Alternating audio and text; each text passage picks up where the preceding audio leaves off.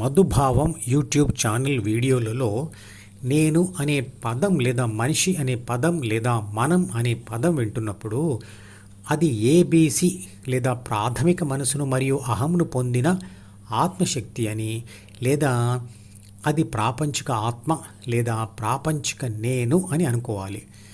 అందరిలో ఉన్న అసలైన ఆత్మ లేదా అసలైన నేను అంటే ఏబీసీ నుండి, అంటే ప్రాపంచిక ఆత్మ నుండి సి మరియు బిలు వదిలిపెట్టినప్పుడు ఒంటరిగా ఉన్న ఏ అని అర్థం చేసుకోండి. అది పరిశుద్ధమైన విశ్వశక్తి యొక్క ఒక అంశ మరియు విశ్వశక్తి లాగే నిర్లిప్తంగా ఉండే శక్తి. మనం ఆసక్తి ఉన్న దాని మీద తీవ్రమైన ఫోకస్ అంటే ధ్యాస పెడతాం.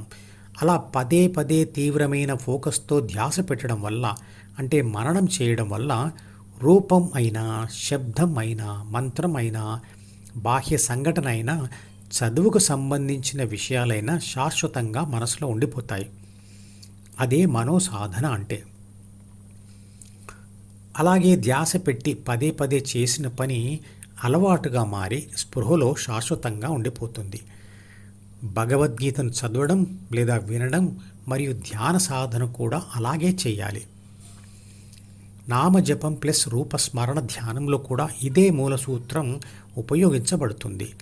మీరాబాయి కృష్ణుడి నామంను జపిస్తూనే అతని రూపాన్ని స్మరిస్తూ ఆ రూపాన్ని తన మనసులో ప్రతిష్ఠితం చేసుకోవడం కూడా ఈ సూత్రం మీదే ఆధారపడి జరిగింది.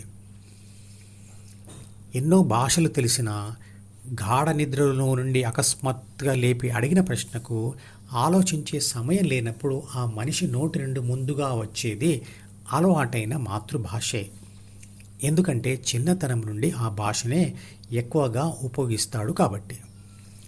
అలవాటైన పనితో, వస్తువుతో, పరిసరాలతో, వ్యక్తులతో ఆదుర్దా లేకుండా, ఒత్తిడి లేకుండా ఉంటాం. అలవాటైన చోటే నిద్ర బాగా పడుతుంది. 10 మంది కలిసినప్పుడు తెలిసిన ముఖం వైపే చూస్తూ మాట్లాడతాం. సాధన మొదట్లో ఫోకస్ అవసరం. దానిని అవధానం అంటారు. అలవాటుతో అది స్పృహగా, అంటే ఎరుకగా మారి శాశ్వతంగా ఉండిపోతుంది.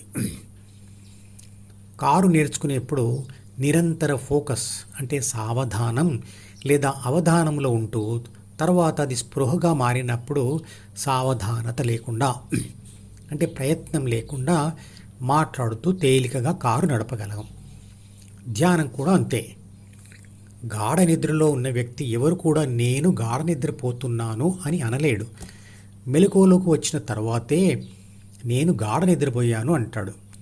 నేను గాఢ నిద్రపోయాను అని ఎవరైనా అంటే గాఢ నిద్రలో అతని ఆత్మ అంటే ఏ మొదట ఎఫ్ను, తర్వాత ఈను, తర్వాత డిను, తర్వాత సిను, తర్వాత బిను వదిలిపెట్టి ఒంటరిగా ఉండిపోయింది అని అర్థం.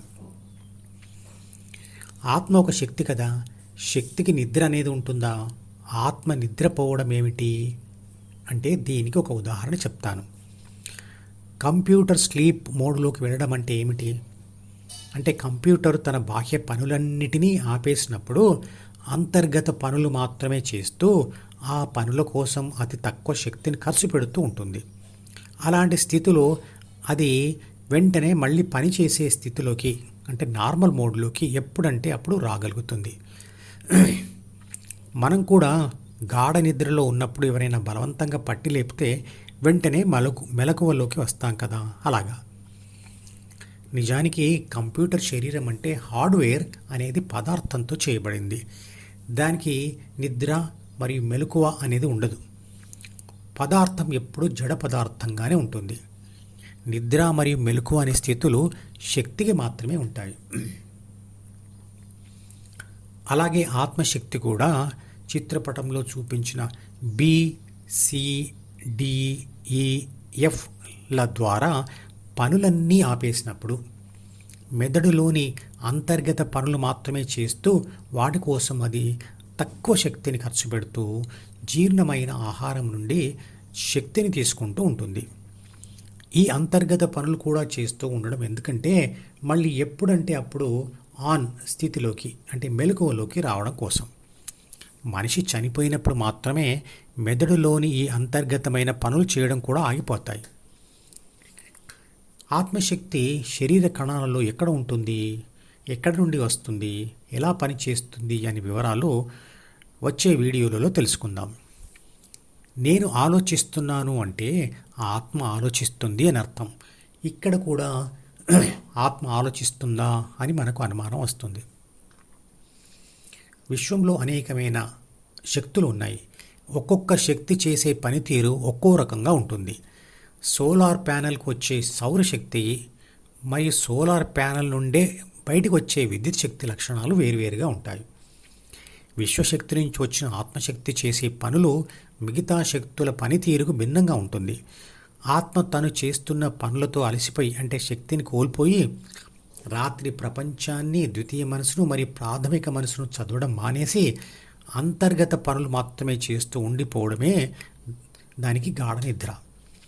గాఢ నిద్రలో ఉన్న ఆత్మ తాను పోగొట్టుకున్న శక్తిని తిన్న ఆహారం నుండి పొంది ఉదయమే నూతనత్వంతో లేస్తుంది. అలాగే ప్రాథమిక మనసును చదివిన తర్వాత ఆత్మ ద్వితీయ మనసు అనే పుస్తకంలోని అహంను పొంది డిలోని ప్రాపంచిక సమాచారంను మరియు కోరికలను చదవడమే ఆలోచించడం.